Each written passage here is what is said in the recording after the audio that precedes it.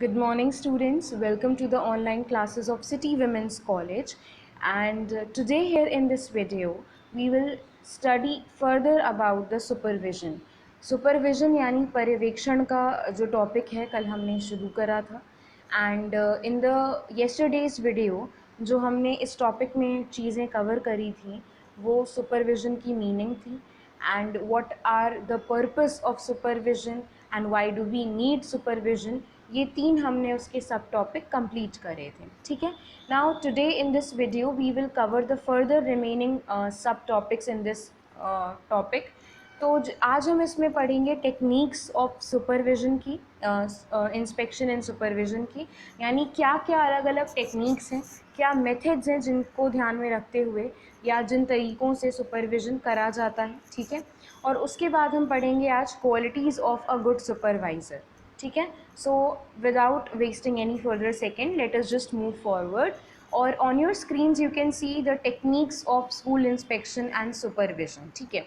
Now before I start this let me just recall you कि आखिर supervision या inspection के बारे में हमने जो पढ़ा था उसकी मीनिंग हम एक बार रिकॉल कर लेते हैं. ठीक है. तो हमने कल सुपरविज़न के बारे में या इंस्पेक्शन के बारे में क्या समझा था, दैट सुपरविज़न और inspection is a sort of monitoring and the guidance given to the teachers, to the students and to all the school staff in order to bring out the desirable changes, in order to carry on the activities according to the predetermined standards and goals and objectives.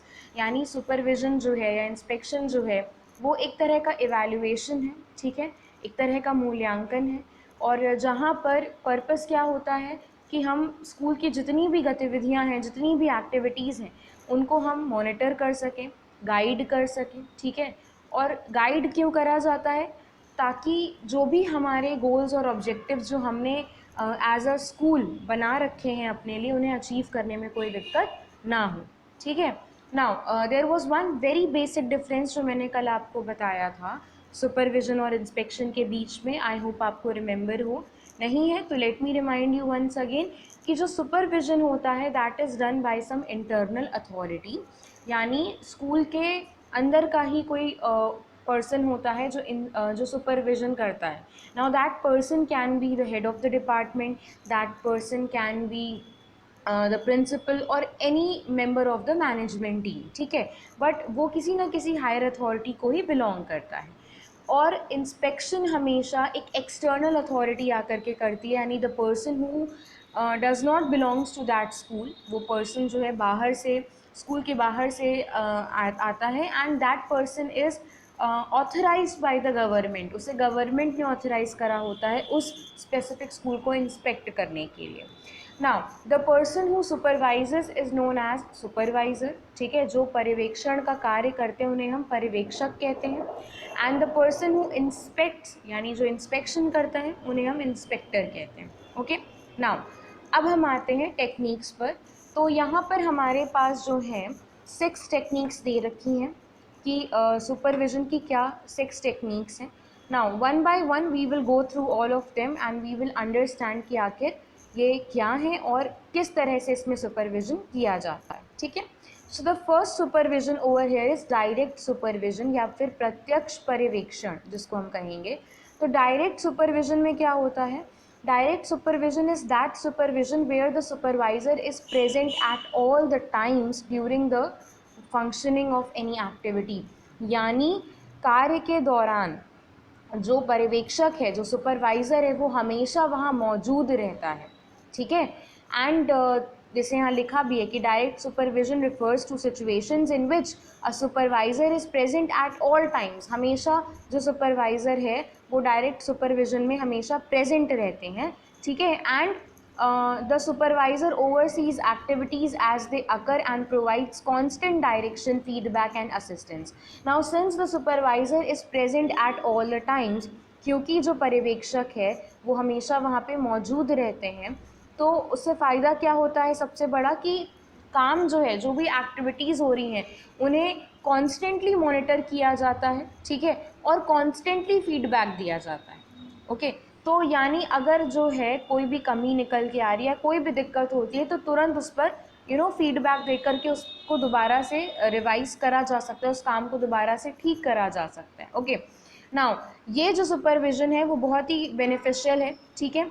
And इसमें क्या होता है कि जो employees होते हैं, since they know that they have been constantly monitoring, क्योंकि उनको मतलब हमेशा जो है मॉनिटर किया जा रहा है, ठीक है, तो वो बहुत ज़्यादा अवेयर रहते हैं। ओके, एंड अपने आप को हमेशा वो इनकरेज रखते हैं, मोटिवेटेड रखते हैं, because they know that their activities are being monitored, उनकी एक्टिविटीज़ को मॉनिटर किया जा रहा है। And since they have to present their best, they need to be very much alert, aware and motivated towards their task. तो ये जो supervision है वो हर एक माहौल के लिए बेहतर होता है, ठीक है, ख़ास तौर पे तब जब आपको अपने एम्प्लॉयज़ का मोराल हमेशा हाई रखना हो, राइट। क्योंकि देखिए, जब आपको पता होता है कि कोई आपको चेक कर रहा है, कोई आपको कॉन्स्टेंटली मॉनिटर कर रहा है, तो आप अपना बेस्ट देने की कोशिश करते हो और आप हमेशा अलर्ट रहते हो, ठीक है। सो ये जो आपका सुपरविज़न है, and the next benefit which the people working in such under such supervision gain is that कि जब सुपरवाइज़र, क्योंकि सुपरवाइज़र हमेशा वो पर्सन होता है जो बहुत ही एक्सपीरियंसड हो, जिसे चीज़ों के बारे में बहुत ही अच्छे से नॉलेज हो, ठीक है, एंड ही और she has the knowledge of almost all the fields, almost all the activities that are going on. तो जब इस तरीके से होता है तो फिर जो एम्प्लॉयज़ होते हैं उनको सुपरवाइज़र की एक्सपीरियंस का बहुत ज़्यादा बेनिफिट मिल पाता है। बेनिफिट कैसे मिल पाता है? Because obviously they are being constantly monitored, उन्हें कॉन्स्टेंटली मॉनिटर करा जा रहा है, कॉन्स्टेंटली उन्हें गाइड करा जाएगा। तो जो सुपरवाइज़र के अपने एक्सपीरियंसेस होते हैं, जो अपना उसकी नॉलेज होती है, वो अपने एम्प्लॉयज़ के साथ, अपने सबऑर्डिनेट्स के साथ वो कॉन्स्टेंटली शेयर भी करते रहते हैं, ठीक है। तो इस तरह के कुछ बेनिफिट्स जो हैं वो डायरेक्ट सुपरविज़न में हमें देखने को भी मिलते हैं। तो प्रत्यक्ष पर्यवेक्षण में जो आपको याद रखना है वो ये कि in this type of supervision the supervisor is present at all the times. जो सुपरवाइज़र होता है वो हमेशा मौजूद रहता है, ठीक है। Now next we have the indirect supervision या अप्रत्यक्ष पर्यवेक्षण जिसको हम कहेंगे। Now indirect supervision is the complete opposite concept from the direct supervision. जैसे अभी हमने ऊपर जो है प्रत्यक्ष पर्यवेक्षण के बारे में पढ़ा, ठीक है, जहाँ पर जो सुपरवाइज़र है वो हमेशा मौजूद रहता है। अब इनडायरेक्ट सुपरविज़न या अप्रत्यक्ष पर्यवेक्षण में क्या होगा कि यहाँ पे जो सुपरवाइज़र है वो हमेशा मौजूद नहीं रहता है। Okay, the supervisor is not present at all the times, and what is another important thing which we have to keep in mind कि यहाँ पे indirect supervision में the main aim of the supervisor is to get the work done। जो पर्यवेक्षक का main काम होता है या जो मेन उद्देश्य होता है वो काम की पूर्ति होना है, यानी जो काम है, जो एक्टिविटीज़ हैं वो कंप्लीट हो जाएं, that should be done in the time, in the deadline, ठीक है। द थिंग इज़ कि यहाँ पे जो चीज़ हमें समझनी है वो ये कि यहाँ पे सुपरवाइज़र जो है वो काम के लिए रिस्पॉन्सिबल है, एम्प्लॉयज़ के लिए रिस्पॉन्सिबल नहीं है। They do not care about the thing कि आखिर कौन उस काम को कर रहा है, they just want the work to be get done. अब देखिए यहाँ पे लिखा भी हुआ है कि indirect supervision refers to the situation where the supervisor is not present at all the time. हर समय यहाँ पे सुपरवाइज़र प्रेजेंट नहीं होता है, and there is some sort of authority जहाँ पर जो सुपरविज़न है, supervisor is responsible for the work and not for the workers या फॉर द एम्प्लॉयज़। यानी जो लोग काम कर रहे हैं, काम कौन कर रहा है इन या कैसे हो रहा है, इस बात के लिए सुपरवाइज़र जिम्मेदार नहीं होता है। The only aim of the supervisor is to get the work done. वो काम हो जाना चाहिए क्योंकि वो अपने काम के लिए रिस्पॉन्सिबल है, ठीक है। Now next we have the autocratic supervision. Autocratic supervision की अगर हम बात करें तो ऑटोक्रेटिक ये वर्ड आपने पहले भी सुना ही होगा, ठीक है।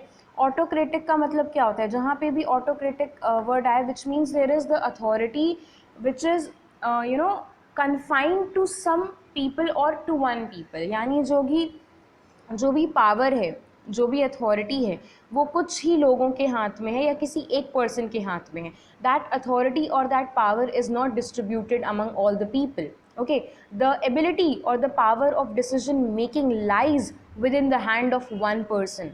ओके, तो ऑटोक्रेटिक सुपरविज़न में क्या है, जिसको हम अथॉरिटेरियन सुपरविज़न भी कहते हैं। नाउ यहाँ पर all the power All the authority lies in the hand of one person who controls and manages everything. ठीक है, यहाँ पे जो सुपरविजन होता है या जो सुपरवाइज़र होता है ऑटोक्रेटिक सुपरविजन में, all the power lies in his और हर हैंड, वो सारी पावर सुपरवाइज़र के हाथ में होती है. It is the supervisor who makes the decision, ये सुपरवाइज़र का ही काम होता है सारे डिसीजन लेना. The employees do not have the power to make their decisions of their own, employees के पास कोई पावर नहीं होती अपने डिसीजंस लेने की. All they have to do is to follow the rules, is to follow the instructions given by the supervisor.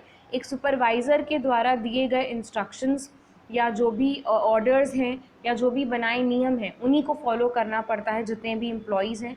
The employees do not get to say और express their opinions और thoughts on any idea और on any policy. किसी भी चीज़ पर employees की राय या advice को नहीं माना जाता और ना सुना जाता है.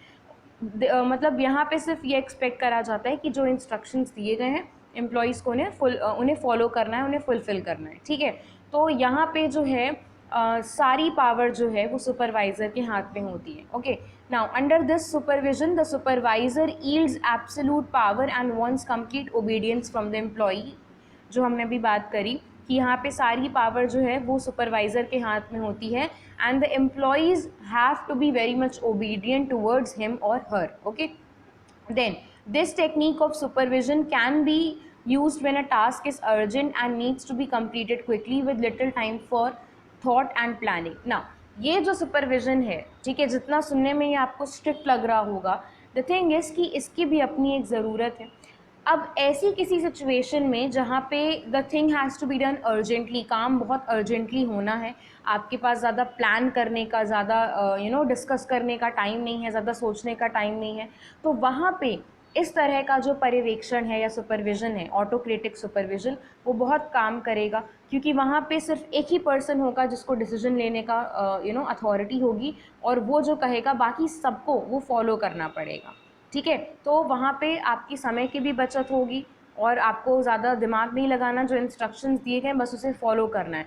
तो जब कभी भी ऐसा समय हो जब आपको बहुत ही अर्जेंटली काम करना है तो आप इस तरह के सुपरविज़न को फॉलो कर सकते हो. ओके, और इस तरह का सुपरविज़न वहाँ पे भी बहुत यूज़फुल है जहाँ पर एम्प्लॉयज़ जो है बहुत ही लेस स्किल्ड है and they are not much experienced. यानी कोई भी ऐसा ऑर्गेनाइजेशन जहाँ के एम्प्लॉयज़ ज़्यादा प्रोफिशिएंट नहीं है, जिन्हें ज़्यादा तजुर्बा नहीं है, अनुभव नहीं है या फिर ज़्यादा स्किल्ड नहीं है, ठीक है, तो वहाँ पे भी autocratic supervision is best because all they have to do is to seek the instructions of the supervisor and follow it. जो भी इंस्ट्रक्शन, जो भी निर्देश सुपरवाइज़र से उन्हें मिल रहे हैं उन्हें केवल उन्हें फॉलो करना है. तो वो काम सीखते भी रहेंगे, ठीक है, और क्योंकि उनको इतना अनुभव नहीं है तो काम करने में कोई दिक्कत इसलिए नहीं होगी क्योंकि उनको कॉन्स्टेंटली इंस्ट्रक्शंस दिए जा रहे हैं. ठीक है, now next we have the democratic supervision. Democratic supervision की अगर हम बात करें तो अभी हमने जैसे ऑटोक्रेटिक सुपरविजन पढ़ा जहाँ पर जो पावर है वो सिर्फ एक ही पर्सन के हाथ में है. नाउ डेमोक्रेटिक सुपरविजन या लोकतांत्रिक पर्यवेक्षण जिसको हम कहेंगे, that is the complete opposite format और concept from the autocratic supervision. Okay, now under democratic supervision the power or the authority or the ability of decision, sorry not the ability, the power of decision making lies within the whole group. यानी जितने भी लोग किसी भी activity में involve होते हैं उसमें जितने भी लोग हैं सबके पास अथॉरिटी होती है कि वो अपनी बातों को एक्सप्रेस कर सके, डिसीजन अपने बता सकें. ठीक है, they have the right to speak up, वो उनके पास अधिकार होता है कि वो बोल सकें. And they also have the right to use their brains and do the things on their own. अगर कोई काम है जो वो अपने तरीके से करना चाहते हैं तो वहाँ पे उन्हें उस तरह की अथॉरिटी भी दी जाती है. ओके, नाउ यहाँ पे म्यूचुअल कंसेंट और अंडरस्टैंडिंग के थ्रू काम होता है. एवरी वन वर्क्स कोऑपरेटिवली, सब लोग एक साथ मिल करके with full coordination and cooperation के साथ काम करते हैं. And there is very much respect and obedience employees और सुपरवाइज़र के बीच में, क्योंकि वहाँ पे सबकी सुनी जा रही है and there is this feeling of belongingness among the employees. Okay, यहाँ पे जो सबॉर्डिनेट्स होते हैं, जो एम्प्लॉयज़ होते हैं, वो हमेशा बहुत ही इनकरेज्ड फील करते हैं बिकॉज दे नो कि उनकी सुनी जाएगी, they are free to give the suggestions, advices and ideas. Okay, और ये जो डेमोक्रेटिक सुपरविज़न है, ये कहीं ना कहीं बहुत हद तक एम्प्लॉयज़ की क्रिएटिविटी को बहुत इन्हांस करता है because you know people know कि उनकी जब उनके डिसीजंस मैटर करते हैं, उनकी वॉइस मैटर करती है। तो if there is any activity और is there any project which is coming up, तो जब सब लोग मिल करके डिस्कस करते हैं तो बहुत सारे अलग अलग इनोवेटिव और क्रिएटिव आइडियाज़ सामने आ पाते हैं। Okay, so we get abundance of ideas when you involve and engage everyone of your organization. Now, ये जो आपका डेमोक्रेटिक सुपरविजन है, it is needed in dynamic and rapidly changing environment. ये जो सुपरविजन है, ये हमें उस तरह के माहौल में जहाँ पे कॉन्स्टेंटली कुछ ना कुछ चेंजेस होते रहते हैं, वहाँ पे बहुत ही बेहतर सुपरविजन है। ठीक है, और ये जो आपका पर्यवेक्षण है डेमोक्रेटिक सुपरविजन का, यहाँ पे कम्युनिकेशन स्किल्स लोगों की बहुत ज़्यादा इन्हांस होती हैं। कॉन्वर्जेसन जो है वो हमेशा टू वे होती है, ऐसा नहीं है कि केवल वन वे कॉन्वर्जेसन चल रही है कि अथॉरिटीज़ जो हायर अथॉरिटीज़ हैं वहीं बोल रही हैं और एम्प्लॉयज़ केवल सुन रहे हैं। यहाँ पे बोथ द पार्टीज़, चाहे वो सबॉर्डिनेट्स हों, एम्प्लॉयज़ हों या फिर हायर अथॉरिटीज़ हों या सुपरवाइज़र हो, there is a two way communication.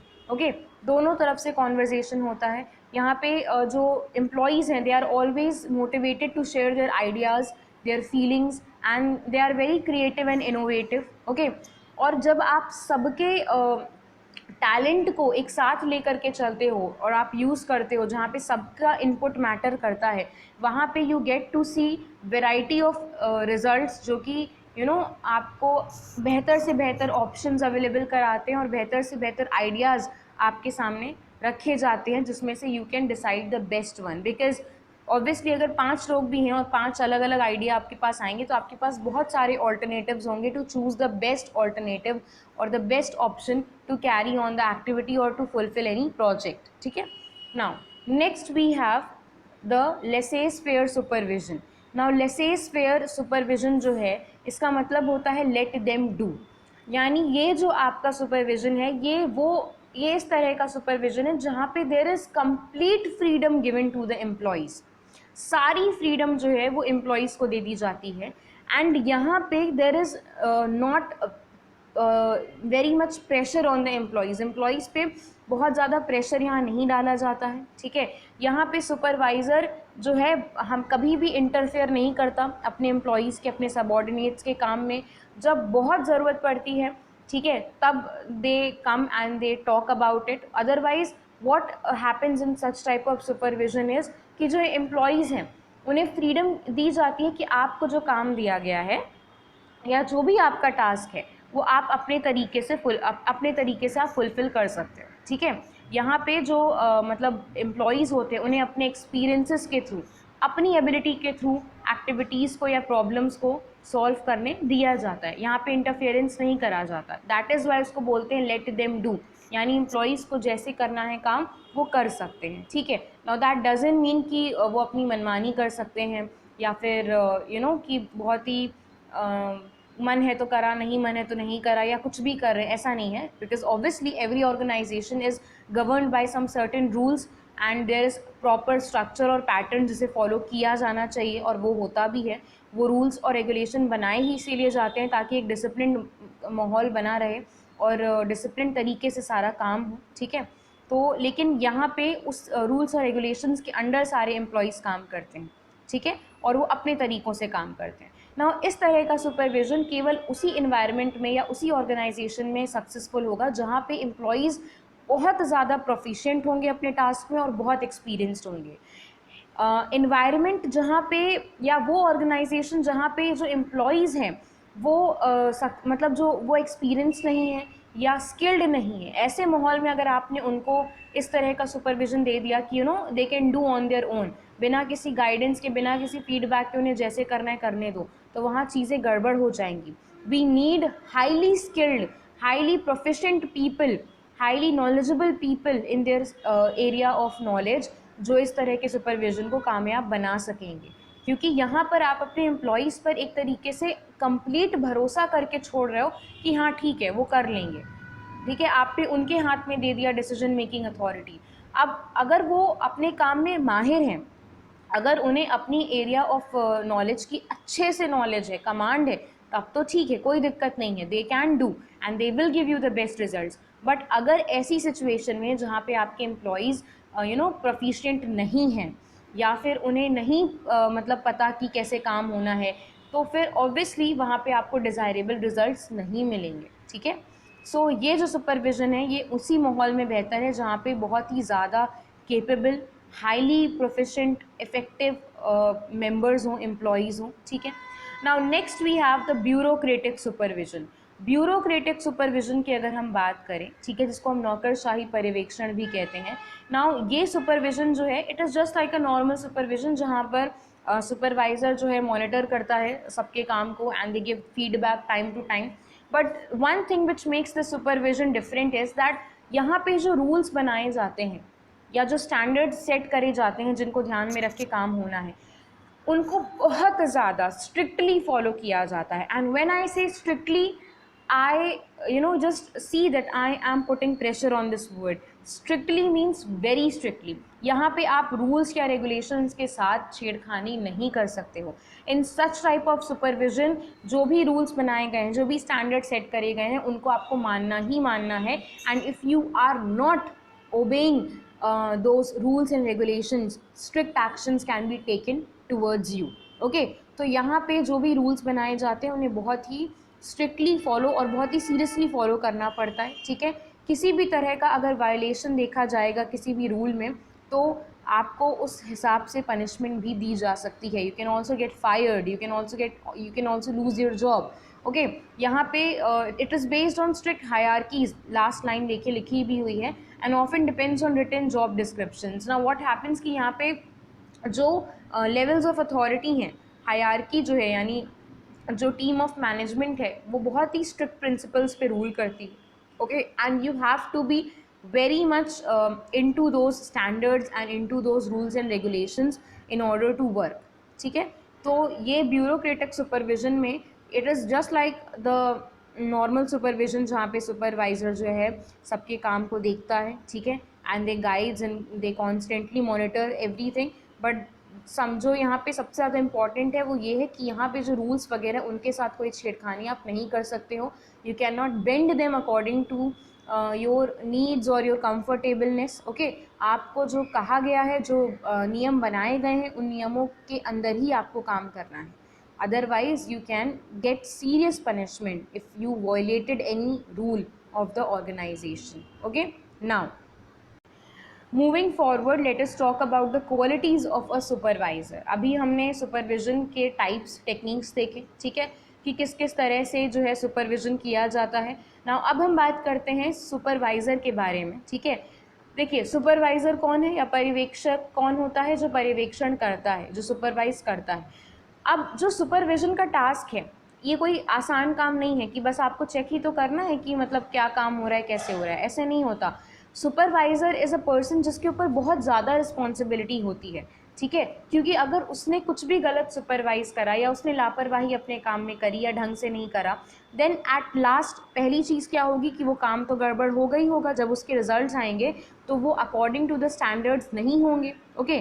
फिर क्या होगा? डिज़ायरेबल रिजल्ट्स आपको नहीं मिलेंगे and the supervisor will be held accountable and responsible for all the misfunctioning, क्योंकि सुपरवाइज़र को भी तो, उसके ऊपर भी तो हायर अथॉरिटीज़ बैठी हुई हैं जिनको उन्हें जवाब देना है, ठीक है। तो वो क्या जवाब देंगे जब पूछा जाएगा कि भाई ये काम ऐसे होना था पर ऐसे नहीं हुआ, आपने क्या सुपरवाइज़ करा?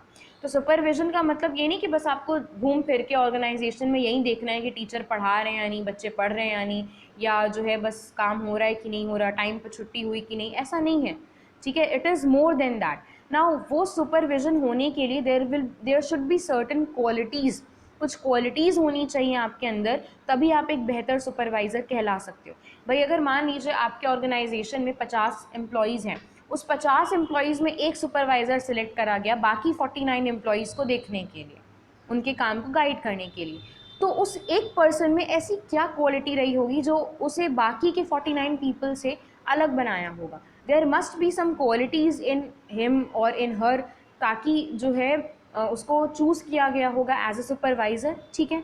तो किस किस तरह की क्वालिटीज़ जो है एक सुपरवाइज़र या एक पर्यवेक्षक में होनी चाहिए वो अब हम पढ़ेंगे, ठीक है, कि what kind of qualities a supervisor should possess, होनी ही होनी चाहिए, okay. Now the first thing, the first quality which we have been given over here is that the supervisor should be a man of educational vision. Educational vision का मतलब यहाँ पे क्या हो गया कि जो भी एजुकेशन से रिलेटेड चेंजेस हो रहे हैं, ठीक है, जो भी नए नए ट्रेंड्स आ रहे हैं, जो भी नए नए मेथड्स या टेक्निक्स आ रही हैं, उन सब के बारे में अवेयर होना चाहिए उस सुपरवाइज़र को. They should be keeping themselves motivated and updated, ठीक है, towards all the changes that has been brought in the educational field. जो भी शिक्षा के क्षेत्र में प्रॉब्लम्स हैं, परेशानियां हैं, उनसे भी उसे अवगत होना चाहिए, उसके बारे में पता होना चाहिए, because that is only when they can solve the educational problems, okay. तो किसी भी स्कूल या ऑर्गेनाइजेशन के ऑलराउंड प्रोग्रेस के लिए it is very much important कि शिक्षा से जुड़े क्षेत्र के बारे में, यानी एजुकेशनल फील्ड के बारे में सुपरवाइज़र को कंप्लीट नॉलेज होनी चाहिए, okay. Second we have the man of experiments. Man of experiments का मतलब यहाँ पे क्या है कि सुपरवाइज़र के पास अलग अलग स्ट्रैटेजीज़ होनी चाहिए, मेथड्स होने चाहिए, टेक्निक्स होने चाहिए, and they should be never afraid of experimenting. कभी भी कोई नई चीज़ ट्राई करने के लिए उन्हें उनके अंदर डर नहीं होना चाहिए या फिर हिचक नहीं होनी चाहिए. क्यों? क्योंकि ऑब्वियसली जब तक नई चीज़ें ट्राई नहीं करोगे, आपको कैसे पता चलेगा कि वो सही है या गलत. आप वहीं पुराने तौर तरीक़ों पे ही रिलाई करोगे तो ऑब्वियसली आप आगे नहीं बढ़ा पाओगे अपनी ऑर्गेनाइजेशन को, okay. So the able supervisor is someone who can select the forward looking schools where the teachers and the headmasters have a progressive outlook. एक progressive outlook आपका होना चाहिए. प्रोग्रेसिव आउटलुक का मतलब, क्योंकि जब आप अपने माइंड सेट से प्रोग्रेसिव होगे तभी आप चीज़ों को अच्छे से देख पाओगे, समझ पाओगे. आप तभी एक्सेप्ट कर पाओगे चीज़ों को जब आप प्रोग्रेसिव आउटपुट के साथ या प्रोग्रेसिव अप्रोच के साथ आगे बढ़ोगे, ठीक है. फिर है कंस्ट्रक्टिव माइंड. कंस्ट्रक्टिव माइंड की अगर हम बात करें कि the supervisor should be a problem solver. एक क्रिटिकल थिंकिंग, क्रिएटिव थिंकिंग होनी चाहिए, ठीक है, ताकि कोई भी प्रॉब्लम आए तो आप उसको सॉल्व कर सको. You do not only look at the problem, you should also be looking at the solutions and finding out the solutions. तो कंस्ट्रक्टिव माइंड का मतलब यहाँ पे क्या है कि सुपरवाइज़र ऐसा होना चाहिए जो प्रॉब्लम, किसी भी तरह की प्रॉब्लम का सोल्यूशन ढूंढ सके, ठीक है. उनका एक प्रॉब्लम सॉल्विंग एटीट्यूड होना चाहिए. ये नहीं कि कोई प्रॉब्लम आई तो वो प्रॉब्लम को ही देख रहे हैं, परेशान हो गए हैं, स्ट्रेस में चले गए हैं. उन्हें सोल्यूशन की तरफ ज़्यादा ध्यान देना चाहिए, ठीक है. Then man of planning. Man of planning का मतलब कि कंप्लीट प्लानिंग के साथ सुपरवाइज़र को चलना चाहिए. और प्लानिंग की इम्पॉर्टेंस हमने समझी ही है कि प्लानिंग भाई हमें रोज़ करनी पड़ती है और हर दिन जो है प्लानिंग की ज़रूरत पड़ती है, ठीक है.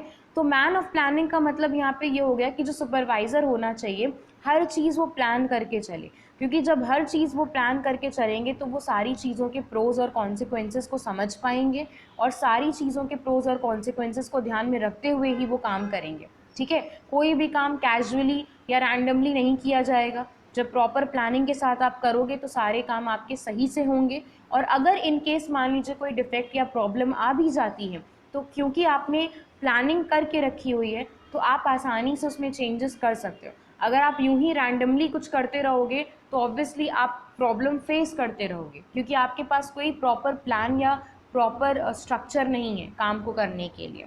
तो सुपरवाइज़र को एक अच्छा प्लानर भी होना चाहिए, ठीक है. फिर expert in various subjects. Now supervisor को जो है बहुत सारे अलग अलग फील्ड्स की नॉलेज होनी चाहिए, सारे सब्जेक्ट्स की भी नॉलेज होनी चाहिए, ठीक है.